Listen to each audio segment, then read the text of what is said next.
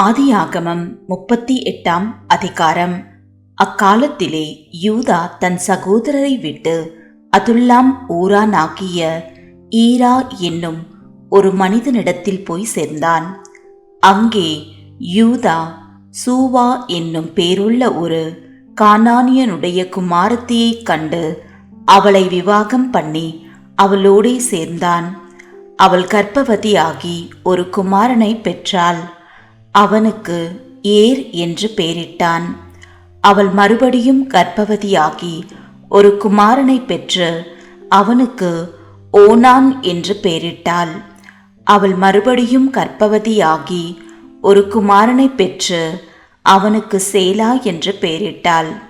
அவள் இவனை பெறுகிற போது அவன் கெசீபிலே இருந்தான்.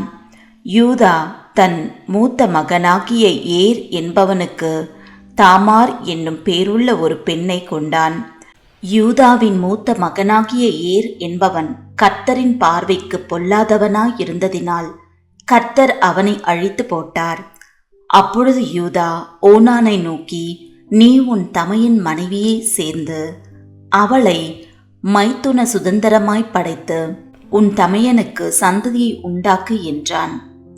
அந்த சந்ததி தன் சந்ததியாய் இராதென்று ஓனான் அறிந்தபடியினாலே அவன் தன் தமையனுடைய மனைவியை சேரும்போது தன் தமையனுக்கு சந்ததி உண்டாகாதபடிக்கு தன் வித்தை தரையிலே விழவிட்டு கெடுத்தான். அவன் செய்தது கர்த்தரின் பார்வைக்கு பொல்லாததாயிருந்ததினால் அவனையும் அவர் அழித்து போட்டார்.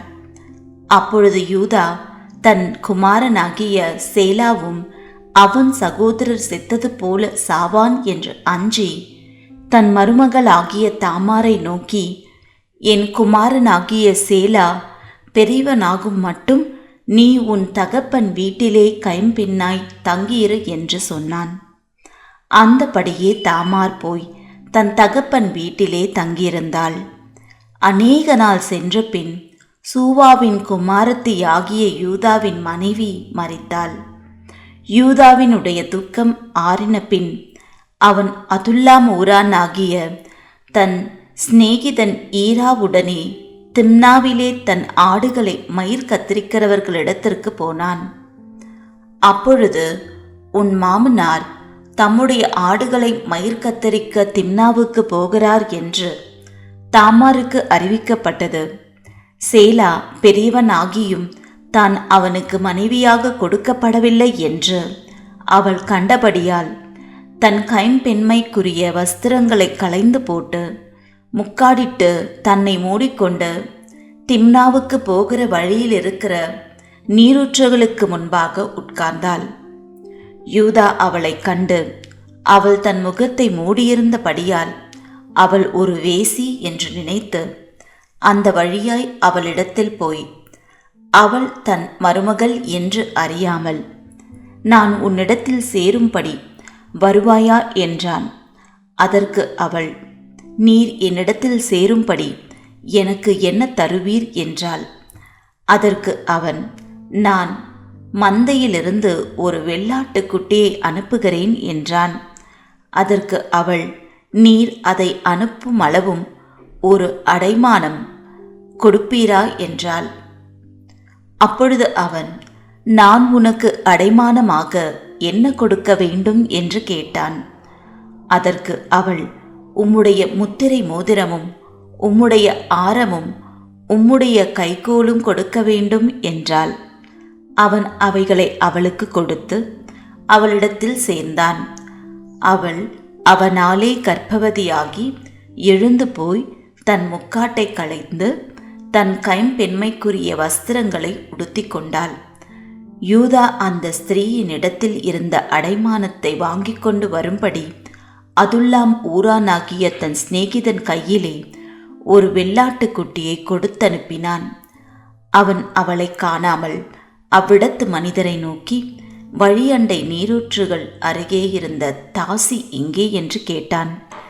அதற்கு அவர்கள், இங்கே தாசி இல்லை என்றார்கள். அவன் யூதாவினிடத்தில் திரும்பி வந்து, அவளை காணோம், அங்கே தாசி இல்லை என்று அவ்விடத்து மனிதரும் சொல்லுகிறார்கள் என்றான். அப்பொழுது யூதா, இதோ இந்த ஆட்டுக்குட்டியை அனுப்பினேன், நீ அவளை காணவில்லை, நமக்கு அவகீர்த்தி வராதபடிக்கு அவள் அதை கொண்டு போனால் போகட்டும் என்றான். ஏறக்குறைய 3 மாதம் சென்ற பின்பு, உன் மருமகளாகிய தாமார் வேசித்தனம் பண்ணினாள், அந்த வேசித்தனத்தினால் கர்ப்பவதியுமானாள் என்று யூதாவுக்கு அறிவிக்கப்பட்டது. அப்பொழுது யூதா, அவளை வெளியே கொண்டு வாருங்கள், அவள் சுட்டெரிக்கப்பட வேண்டும் என்றான்.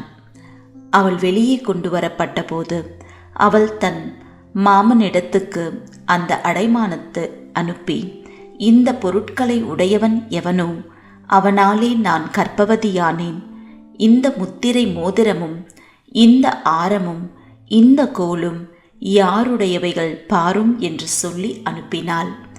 யூதா அவைகளை பார்த்தறிந்து, என்னிலும் அவள் நீதியுள்ளவள், அவளை என் குமாரனாகிய சேலாவுக்கு கொடாமற் போனேனே என்றான். அப்புறம் அவன் அவளை சேரவில்லை. அவளுக்கு பிரசவ காலம் வந்தபோது அவள் கர்ப்பத்தில் 2 பிள்ளைகள் இருந்தன. அவள் பெறுகிற போது ஒரு பிள்ளை கையை நீட்டினது.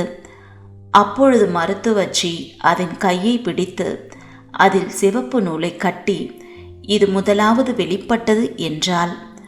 அது தன் கையை திரும்ப உள்ளே வாங்கி கொண்ட போது அதன் சகோதரன் வெளிப்பட்டான். அப்பொழுது அவள், நீ மீறி வந்ததென்ன, இந்த மீறுதல் உன்மேல் நிற்கும் என்றாள். அதனாலே அவனுக்கு பாரேஸ் என்று பெயரிடப்பட்டது. பிற்பாடு கையில் சிவப்பு நூல் கட்டியிருந்த அவனுடைய தம்பி வெளிப்பட்டான். அவனுக்கு சேரா என்று பெயரிடப்பட்டது.